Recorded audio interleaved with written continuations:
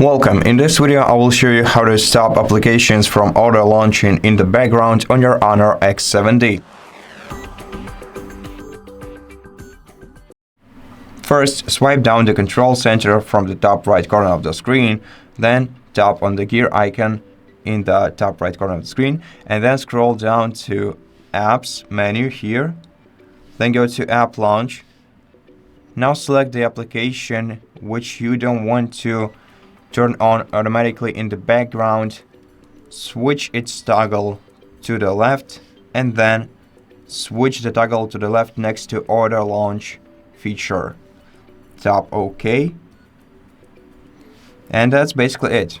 Thank you for watching this video. If it helped you, please consider subscribing to our channel, leave us a like and a comment below, and I'll see you in the next one.